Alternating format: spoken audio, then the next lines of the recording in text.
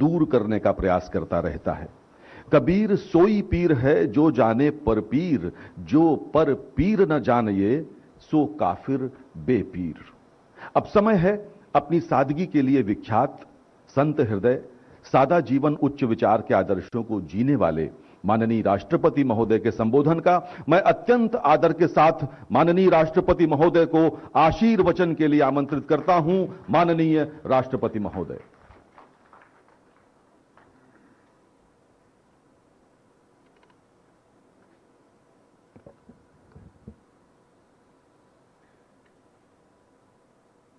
संत Kabir academy और research centre के लोकार्पण के अवसर पर प्रमुख रूप से उपस्थित उत्तर प्रदेश की राज्यपाल श्रीमती आनंदीबेन पटेल जी, प्रदेश के मुख्यमंत्री योगी आदित्यनाथ जी, प्रदेश के संस्कृति मंत्री श्री जयवीर सिंह जी, संत कबीर नगर से निर्वाचित सांसद श्री प्रवीण निषाद जी, महंत श्री विचार दास जी, खलीलाबाद से निर्वाचित विधायक श्री अंकुर तिवारी जी, अन्य विशिष्टगण, इस सभागार में उपस्थित सभी देवियों और सज्जनों, साहेब बंदगी।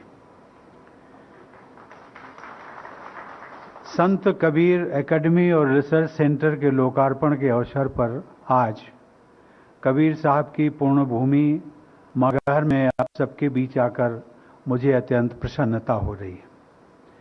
अपने सार्वजनिक जीवन के दौरान मुझे संत शिरोमणि कबीर से जुड़े अनेक स्थलों की यात्रा करने का सौभाग्य प्राप्त हुआ था।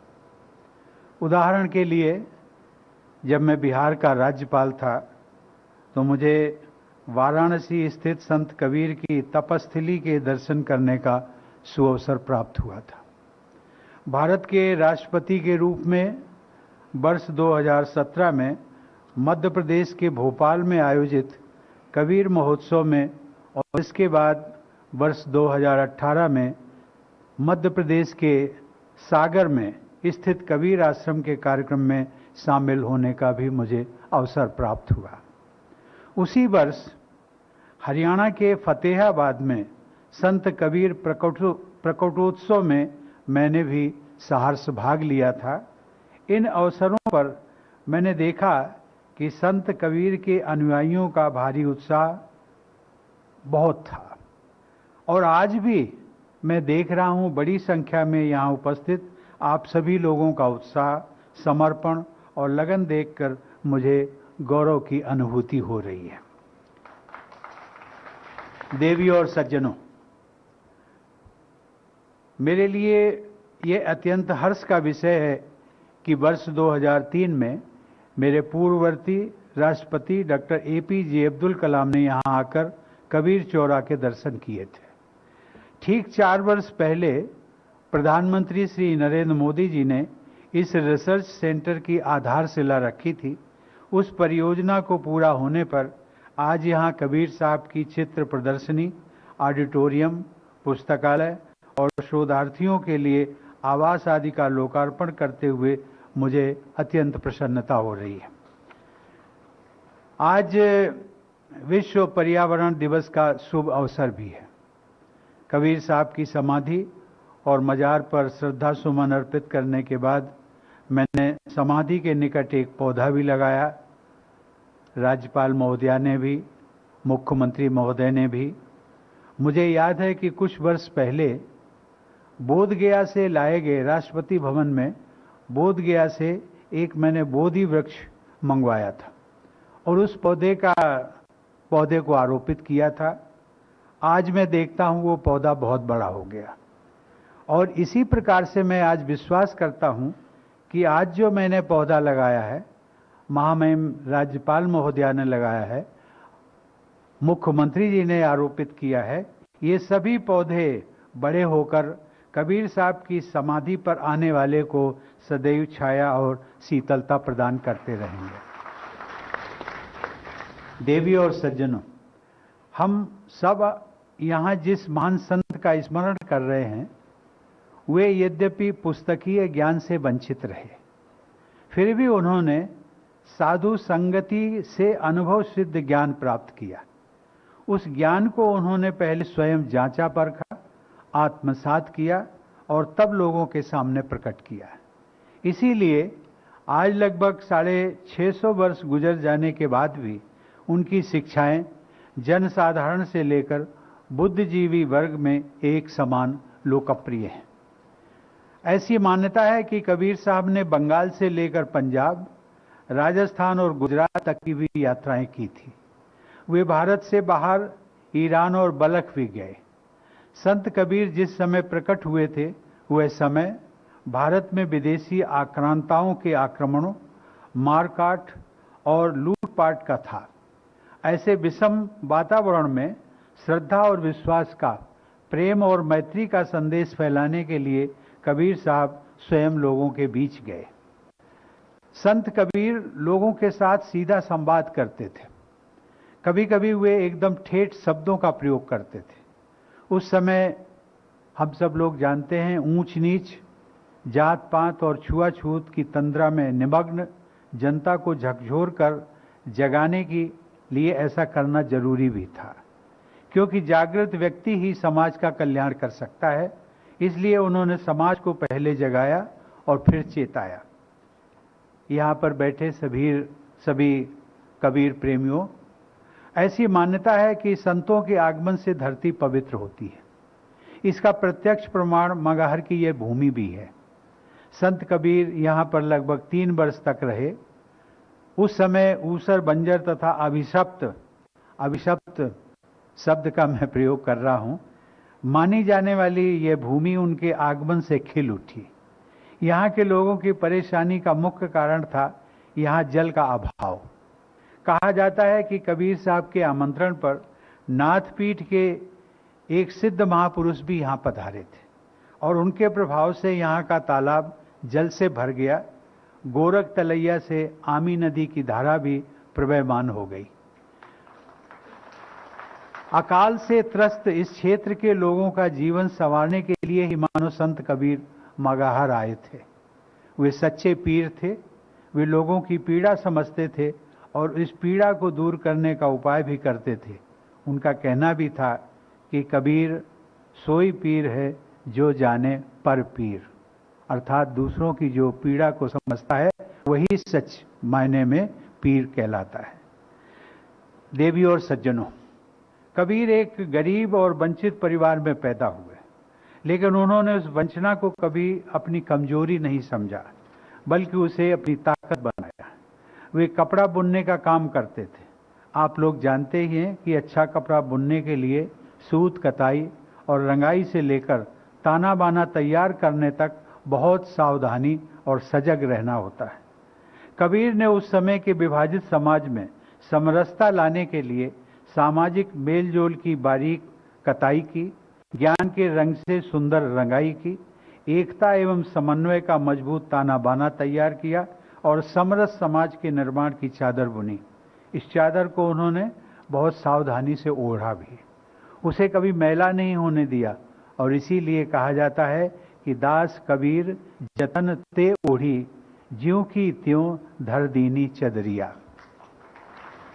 देवी और सज्जनों, कबीर साहब ने सदैव इस बात पर बल दिया कि समाज से कमजोर वर्ग के प्रति संवेदना और सहानुभूति रखे बिना मानवता की रक्षा नहीं हो सकती। असहाय लोगों की सहायता किए बिना समाज में समरसता नहीं आ सकती। मनुष्य मात्र से प्रेम ही सच्चा मानव धर्म होता है। और वो कहते भी थे कि जेई घट प्रेम न संचरे, सो घट जान मसान। उनका पूरा जीवन मानव धर्म का श्रेष्ठतम उदाहरण है। उनके जीवन में भी सांप्रदायिक एकता का संदेश छिपा था। आज एक ही परिसर में कबीर की समाधि और मजार बनी हुई है। सांप्रदायिक एकता की ऐसी मिसाल दुर्लभ है। भारत का यह सौभाग्य रहा है कि समाज में समय समय पर उत्पन्न हो जाने वाली कुरीतियों और असमानताओं को दूर करने के लिए ऋषि मुनि, आचार्य, सद्गुरु, समाज सुधारक और संत प्रकट होते रहे। इसी परंपरा में संत कबीर ने अपने युग में प्रचलित अनेकानेक विचारधाराओं को समन्वित करके उन्हें सहज लोकवाणी में प्रस्तुत किया। हमारे समाज ने उनकी वाणी और शिक्षा को दिल से स्वीकार किया। यह देश हमेशा ही अपने में सुधार के लिए तत्पर रहा है। इसी कारण जब दुनिया की अनेक बड़ी बड़ी सभ्यताओं का नामो निशान मिट गया, तब हमारा भारतवर्ष हजारों वर्ष की अटूट विरासत को लेकर आज भी अपने पांव पर मजबूती से खड़ा है।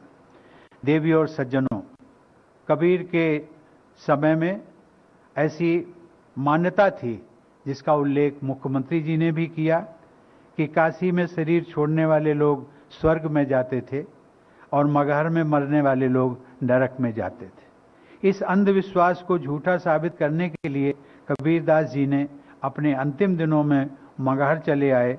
वे एक महान संत थे, सहज संत थे। सहज होना वास्तव में बहुत कठिन होता है। आसक्ति आसानी से नहीं छूटती।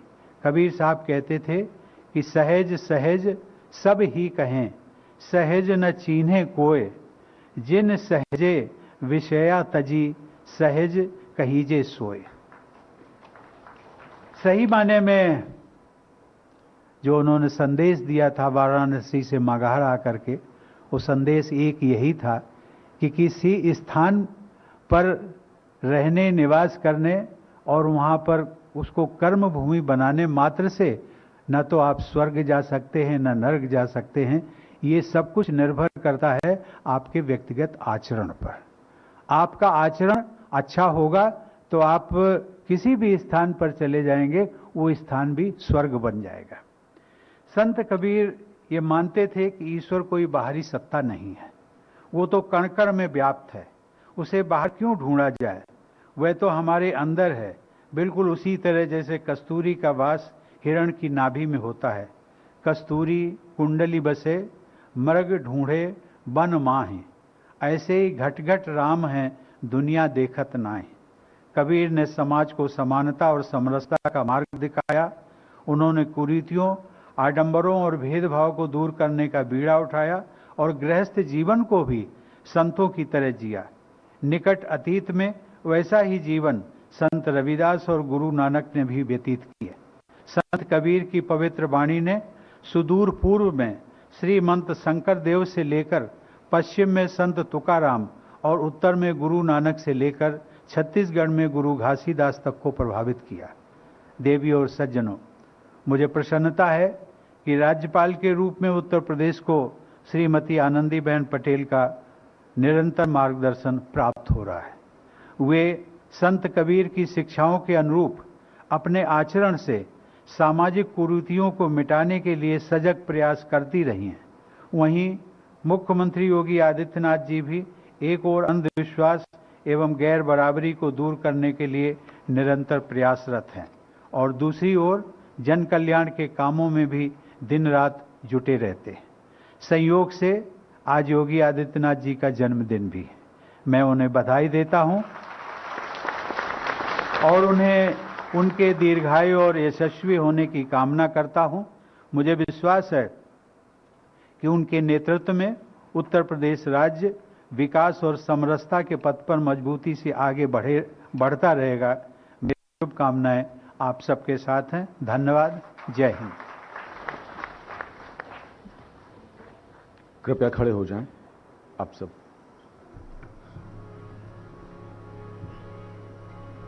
जनगण मन अधिनायक जय हे भारत भाग्य विधाता। पंजाब सिंध गुजरात मराठा द्राविड़ उत्कल वंग, विंध्य हिमाचल यमुना गंगा उच्छल जलधि तरंग। तब शुभ नामे जागे, तब शुभ आशीष मांगे, गाहे तब जय गाथा। जनगण मंगल दायक जय हे भारत भाग्य विधाता। जय हे जय हे जय हे जय जय जय जय हे।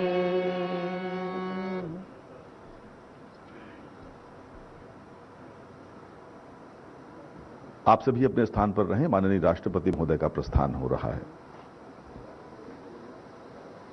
अपने स्थान पर आप बैठ जाएं। लगभग 5 से 7 मिनट के बाद आप सब इस सभागार के बाहर जा सकेंगे।